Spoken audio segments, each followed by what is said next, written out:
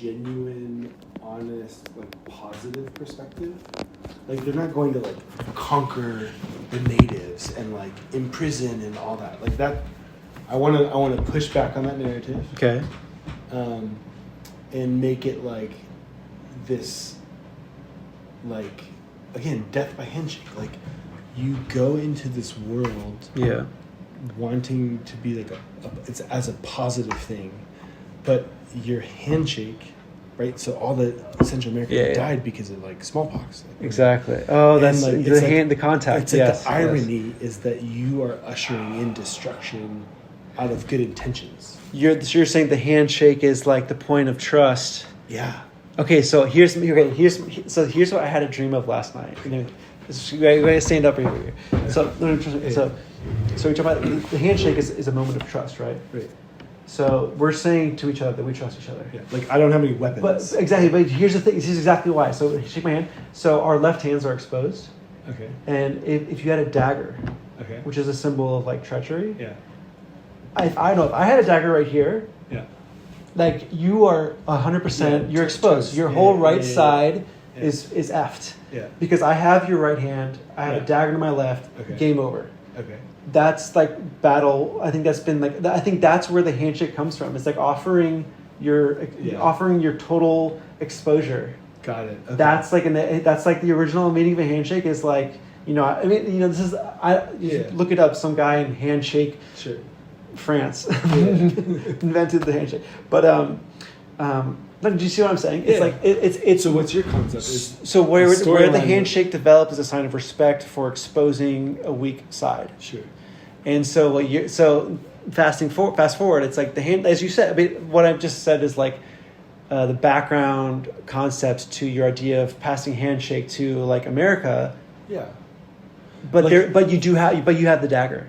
But you don't know you have the dagger. Exactly. That's when you have the dagger that it destroys America. Yeah. But you didn't know that you had it. Right. But you were going there. Why were you? Did you know you had it or did you not? Like you might have had it without even. So that's what I want to present. You didn't even know you had it. That's what you had it. That's what I want to present because in that time period they had no idea about like genetics and like immunity, right? Mm-hmm, Europeans had immunal exposure to smallpox. Yeah. The indigenous Central America didn't. And so it was this like hidden disease.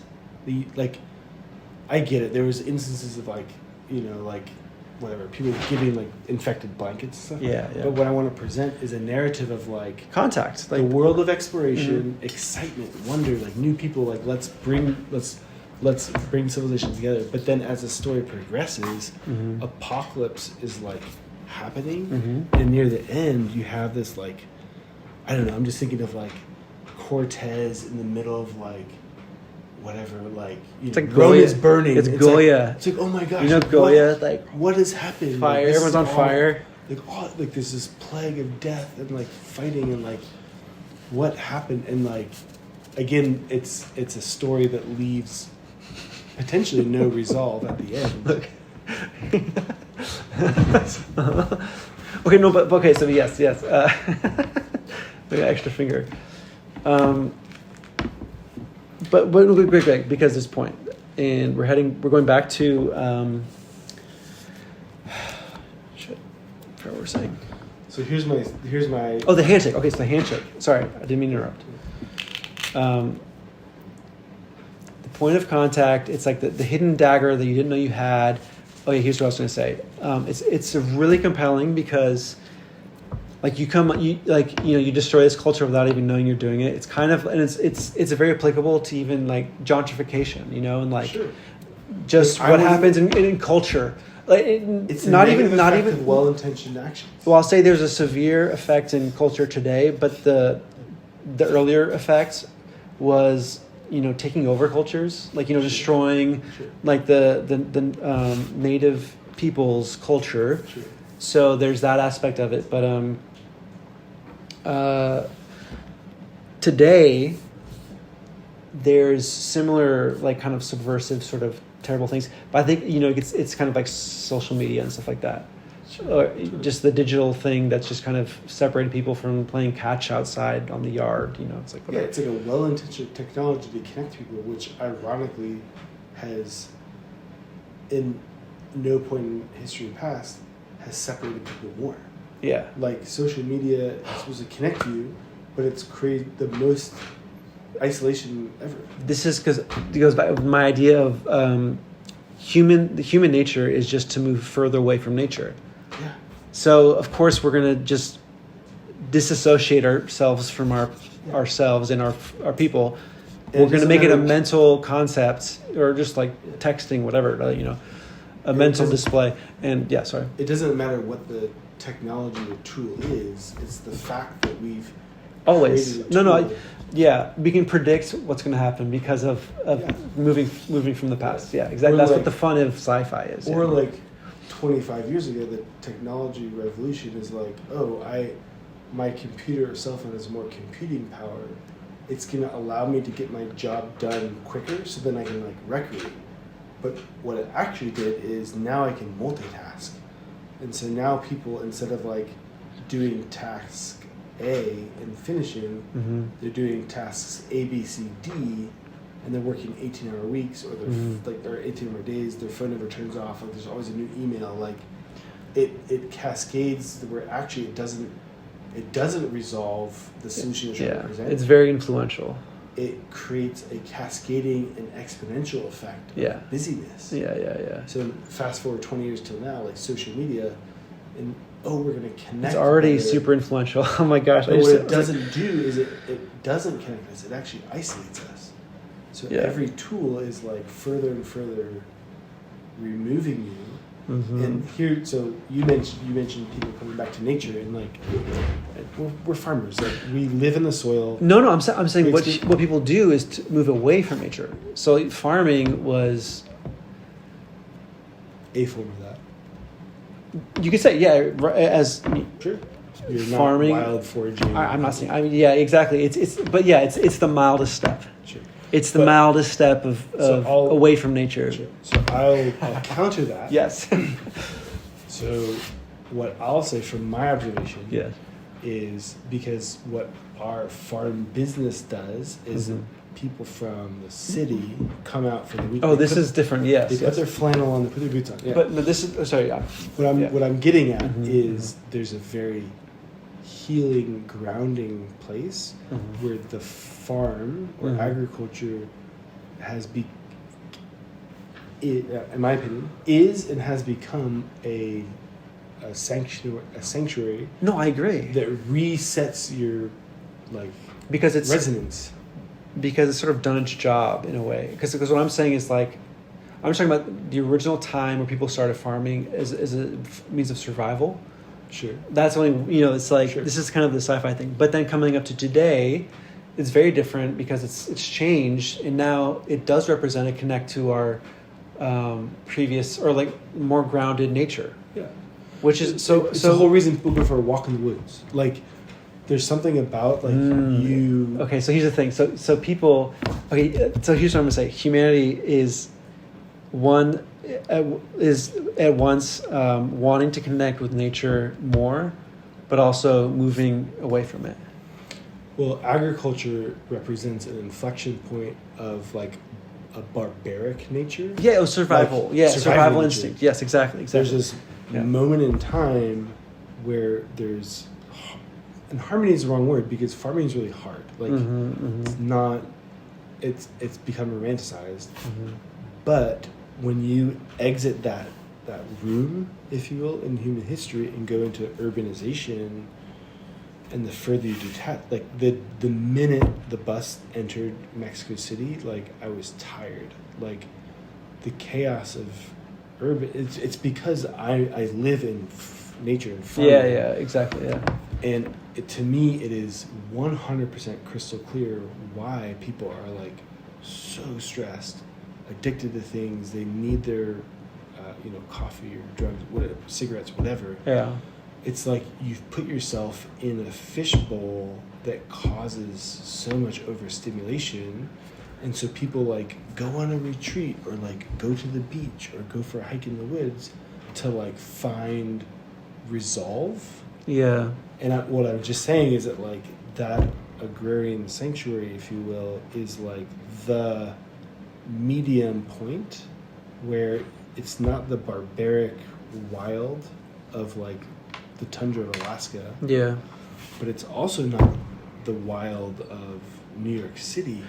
Well, dude, so this is that I'm thinking the same. Like, I exactly was one of these people, and you know, I was in New York City for 6 years, in like is just recently in the fishbowl, and then I was in Chicago for 3 years, and then I realized that for me, just like on a personal level, I just needed to like step away from that, and that's why I'm like here back in like Maryland, Virginia, or you know like. Kind of not in the city, basically. I've gone very far away from a city. But here's the thing. There's infinite iterations of how this resolve happens. So, like, anywhere from, like, people grow their own food to, like, chopping their own vegetables to make dinner to woodcraft, right? Or, like, fixing your parents' cabin, right? Like, there's something to be said in civilization that, like, you as a human can, like, take a raw product like a tree and like build a table, and then you eat on that table, and then you pass that table on for 6 generations to your great grandkids. But in today's like urban technology immersed world, like everything is disposable. Like there's no and things are made to be disposable. But I think if you talk about like in like the culture, like human, like talking about like online culture stuff, that idea of connecting to nature is very attractive. Yeah. Like that is the quality of being able to build like your own table, and the quality of being like connected to nature is very attractive. So online, you see a lot of people that are very connected to nature. Yeah. But that's like the attraction. But the reality is, you know, you're not. But it goes back to what you were saying though. Well, the next step is to do what you did. Is like stop talking about nature online and like move out of the city. Like go build a table. Like even if you stay in the city, grow an herb on your 20th story apartment window. Like there's 20 or you know like in Brooklyn it's like in your degrees. 3rd or like 5th floor. No, but I'm saying degrees. But all I'm saying is that in 20 no, this is a total aside. 20th floor kind of references Manhattan, more like 6th floor references like New York City, like Brooklyn and whatever. Yeah. But didn't mean to like go make an aside. But like look who the really popular like YouTube videos are. It's like or books like some New York Times bestseller like there's these farming books where like you know. I grew up in Brooklyn my whole life. I'm this like hip New York girl. I like married the farmer in Vermont, like, chopping wood and doing pigs. Like the romanticization or like the YouTube channels of like you know I'm gonna go like survive in Alaska. Like there's this fascination of these like extreme cases. Exactly. No. But you don't have to be extreme. Like you can just like. But going back to because I interrupted your point to be like, there's a human, or just you know this idea of what it would like to be. Yeah. And then we're talking about like what it is now. Do you understand what I'm saying? Yeah. But I forgot what it was we were saying.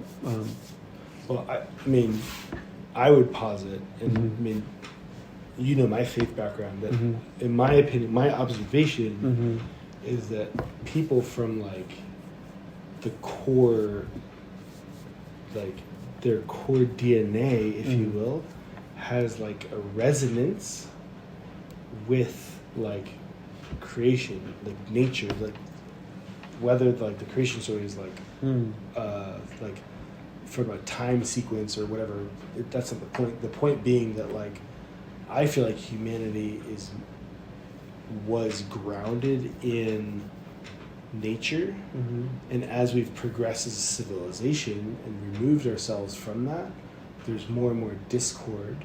And again, just the observation that when people come back and connect, whether that's like cooking or having a home garden or going for a walk in the woods, they're reconnecting with. It's more than like feeling good. I have a thing about that. I feel like it's people coming back to like a core essence that is that's resetting for them. Okay, I thought you were saying that like there's specific people who have in their core essence a capability, but I would say all humanity exactly has the capacity. Okay, whoever's able to access Yeah, that makes sense. It's not that who is able to access. I would say that all humanity has the plug or the receptacle that when they plug in nature, it can heal is the wrong word, but like again, I think of like frequency and like there's like dissonant resonation. You kind of access it. I mean, so I think we're talking about like also like psychological terms, mental maybe. health, spiritual health. No, but just like health. Being able to receive nature. You know, there's also this mental aptitude, so not aptitude, but I just mean like a proclivity to it. And there's like degrees of like a drug addict, right? So there's like someone who's like really far down the hole, like you can interact with that in a positive way to like help them, but there's like it takes a lot longer, if you will, to like bring them out of the well. Does that make sense? So people who like, I'm thinking of like, I don't know, maybe a civilization where like London, maybe your family's been in London for like 8 generations. Like it's just like it's already started to be in your genetics almost, that you're like an urban person. Yeah. Versus like China, which like has really urbanized really in the last like such an interesting difference. Yeah, it's a different aspect. And so in that sense, like you could reconnect. Yeah, different. You're less of a drug addict, I guess you could say, like an urban drug addict. But again, really interesting. That's such a good question. Yeah, like you have a family that grew up in this aristocracy that happened over years, because back in the day, it'd be like land acquisition. So you're today, like your what's it called? Your hereditary proclivity, or how do you say, like your recent your ancestors, your most recent ancestors, the ancestors that you connect to, are tied to like hard work, acquisition of, you know, like physical labor and excellence, right, and beating competition. Yeah. That's today, that's like our ancestral track. Yeah. But what we're talking about now is like with technology sort of stuff, and like people can just come from here to here, and there's no identity behind it. Yeah. Exactly. No paper trail. And it's not that there's no like lessons learned. It's more like there's just no. But it's also there's no rules. But there's also a lot more fragile. Like there's no rules. Yeah. Like if you haven't worked hard for something, you haven't earned it, and so now you have this like fragility, and that's why people are so like ADD, like one interest to the next, to the next. Why? How does that tie to? Because they've made that jump so quickly. That with like interaction or like society or any technology, interest, what holds their attention. Like kids today have much shorter attention spans than we do, because they're in. Have you ever watched like? Do you know what media is? You know, it's like there's the technology is moving to attract, you know, like eyes and stuff like that. Children getting pulled in. It's technology is other people. And I'm like putting it back to like very basic ground. It's like other people trying to distract you. So if you get like pulled, I don't know. But it's to Chris's point. The algorithm is starting to write itself, and it's like YouTube, right? So like the more you watch something, the more the next recommendations are going to correlate to that. Or Amazon searches. So in today's world, the more that we're engaging ourselves in certain forms, the more it's like it's echo chambering itself. But that's the fragility, is that people now live in a world of social media where like their reality, their self-worth, their communication. Yeah. Like you see, okay, here's the best example. College basketball game-winning shot, everyone rushes the court. Yeah. If you look at like video of that like 20 years ago, like you and I are rushing the court. This is awesome. Like, here's LeBron James.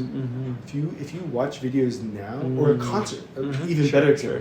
Concert 20 years ago, we're all like watching whatever YouTube. Yeah. If you look at video of people watching concerts now, 90% of their experience, like 98%, is 97%, holding their phone. And like watching the concert, they have a 3% experience of the reality. Otherwise, it's the 97% on their phone, and that's what they're looking at. But the phone is so that they can like watch it again later, and or share that they're at the concert. So that's what I'm saying. It's so fragile. It's like the concept, or it's the. You're not even present. You're no longer present in reality. Hold on. It's the It's not the volition, but in the present, you're like working for something in the future. Right. like an artificial future. Yeah, you have this like I'm going to turn this moment into something. So that is like you're exercising a creativity or something. Yeah. But are you or no? It's like why not? That's the artificialization of the world. So last year's a great example. Yeah. Our social media manager really wanted to get influencers to come out to Rocklands to promote our wines. And, an influencer's like, oh, no way, really? Actually, I've seen it though. No, I'm going to interrupt. Yeah. Because just today I had a conversation. It's kind of like with the handshake. Just today I had the conversation with my nephew. He got sponsored by his local RC. He has his RC truck. And you're going to love this. Because my nephew, he's like 16. He likes to take an RC car outside. And but the thing is, it has a lot of like really cool suspension things. Yeah. So like you watch it and like the tires are actually reacting to weight like you would a real car. Mm-hmm. So today's RC cars, you don't race. It's like you recreate urban like terrain, like outdoors. Yeah, it's like rock climbing. Yeah, right? yeah. But it's like you recreate. It's a simulation of if you actually were in the car driving. You're using it, but that's a whole other side. Here's my point.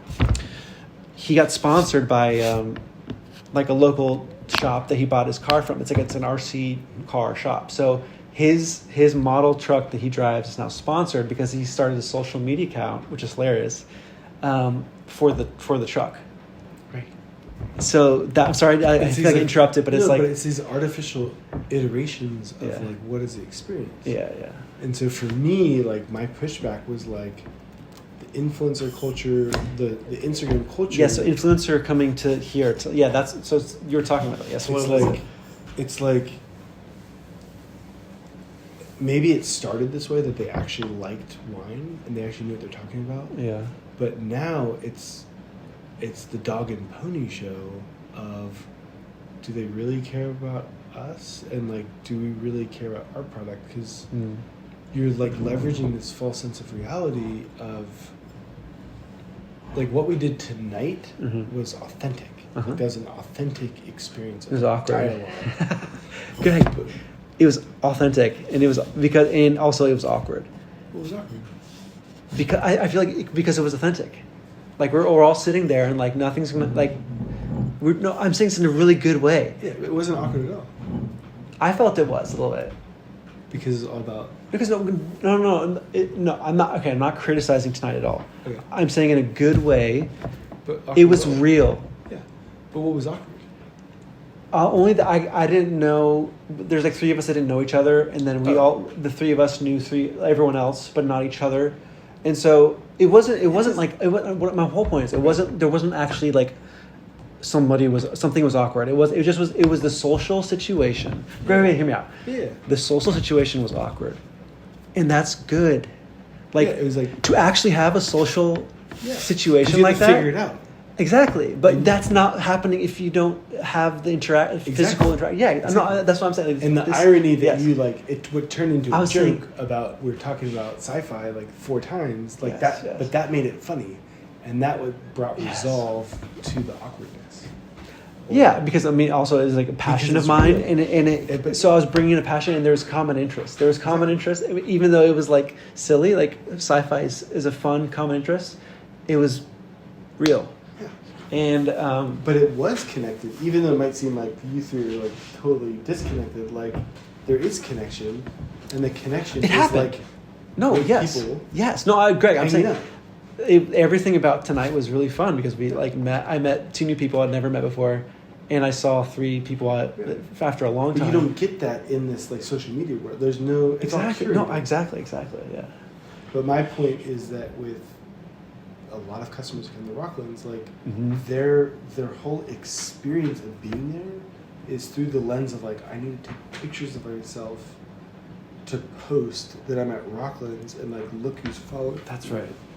But you're not here at Rocklands. Yeah. You're here. You are here, but you're not here. It's they have 3%. They're here, but then the 97% they're orchestrating. It's just like the here. Matrix. You know what I mean? Like mental. It's mental attention sort of thing. Yeah. The Matrix is their physical human body is here, in the movie The Matrix, they're the human in the egg cell. Exactly. Yeah. Very Plugged good. in. Yes. The 97% of their experience Yes. is the other side of the Matrix, which Yes. is like, who's following my feet? That's how the do I thing. look? But so that when Matrix came out, like that was the joke. Like that's what's gonna happen. But now it's like already happened. Yeah. But that's the thing. That's what's so funny. Yes. But you're lulled to sleep. Yes. You're invited into the most like Yes. fun, delicious. This is sexy, the exciting- corporate mental sort of thing that's happening. Yeah. Or like advertising But thing. here- yes. but it's- But I think that is the Here's takeover. the irony. Here's the takeover. My pushback is Mhm. I don't think there's this like Wizard of Oz man behind the curtain like corporate conspiracy. Like I think it's a lot more like AI, where humans are creating tools, well-intentioned tools, that are going askew. Mm-hmm. It just so happens that as we progress through time and civilization, that like we're in a moment of time we're in this part of the exponential curve. When we were kids and there was like a Walkman or like the Discman or like Game Boy instead of like, you know, Nintendo's, you know, we're here. Like, Yeah. Oh, I you can was take talking. video games on the sidewalk. I was talking with somebody how I think that Nintendo. Oh yeah, my niece asked me if I had ever Like NES or something. had a Game Boy, Yeah. and I was like, oh, I was there when it came out. Yeah. But the thing is, for her, she's like 12 now. Game Boy is an inflection point, and it is. Yeah. Because it's the first time there's a disc. take it- You didn't have a cable to the wall, like it You was. could go down the sidewalk. Yeah. Yeah. But it was this. you could form memories. But in today's world, Yeah. we're here. Yeah. So like the next step is like Yeah. massive Yeah. Degrees of separation. It's just so interesting to see that it's just fun to say that Game Boy was the first iteration for us, and to what's happened, which is the peak today, the point of the phone, and now, as you were saying, like it's Like- entering a whole. It will enter a whole other It's level of the- inflection it's what point. we're asking about. What is AI going to become? Yeah. We are currently within the reality where the technology we've created is taking over our lives. Mm. AI would be doing it in like a pseudo conscious way, Mm-hmm. but we are like we're duping ourselves Mm-hmm. with the power of technology, and we're at this inflection point of like hardware or software. Mm-hmm. Oh yeah, We're good still point. hardware based. Like Yes. people are doing this Yes. with their iPhones and iPads. Yes. But it's not that far away that it. Who knows? You know, like the whatever. But Yeah. like Right. we're at this like twilight period of like hardware interacting with like the real world and like the emergence of Mm-hmm. like essentially full integration. Like okay, Right. the Apple whatever the Yeah. It's like this. Yeah. like that's the next frontier where people like Oh, don't I- experience reality. Yeah, you can track it for sure. Yeah, I know. I track that for sure. That's kind of like, yeah, So what I find, yeah. just going back to like Uh-huh. wholesomeness, is my observation is there's also a lot of people who come to the farm who like it's as if like the scales fall off and like you wake up to a reality that you didn't know existed.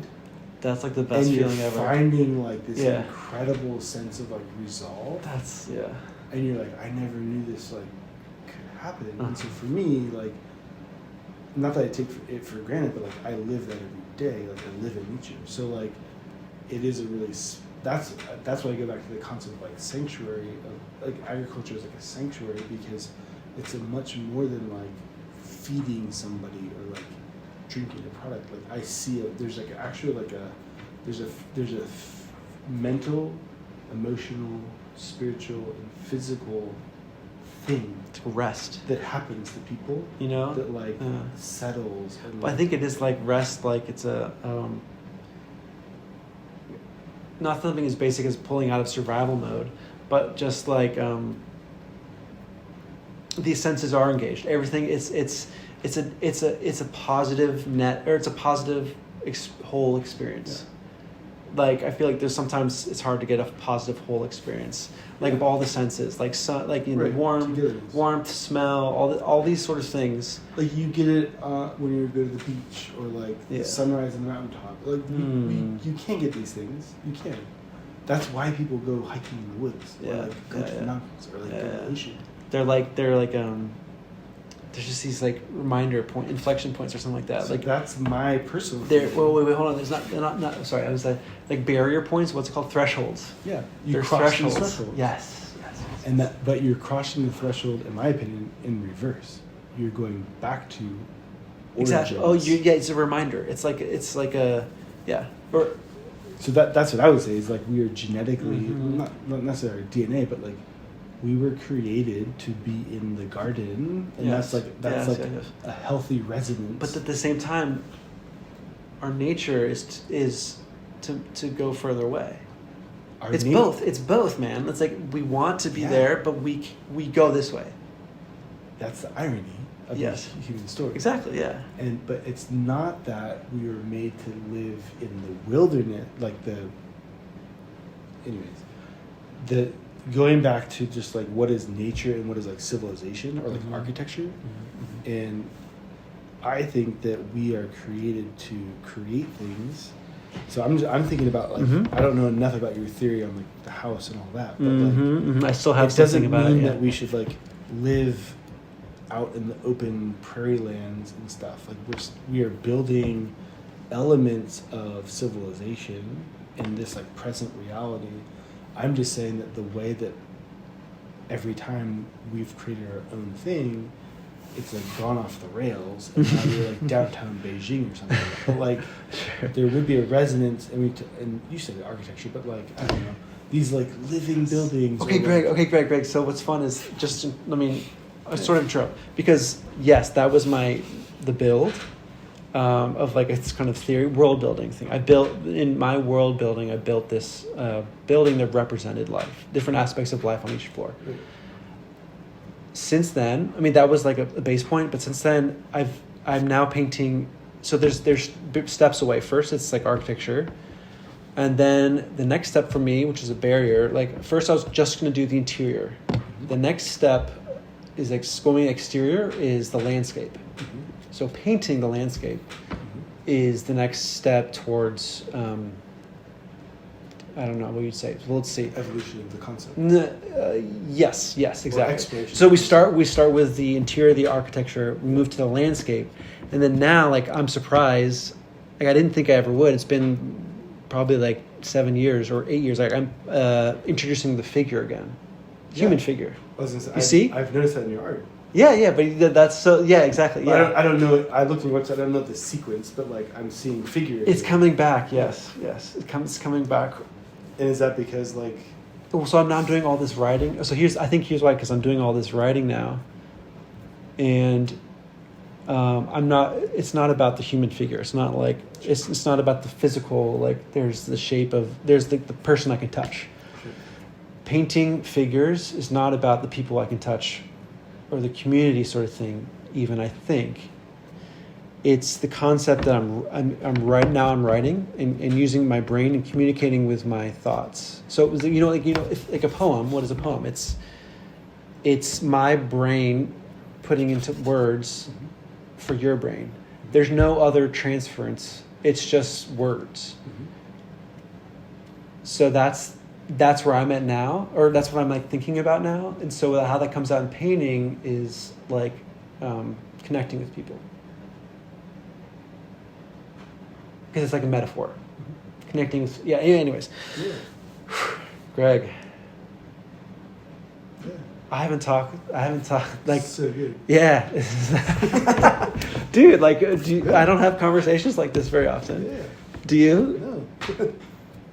That's super cool though. We should have more. Let's have more. So can we bring up your website for a second?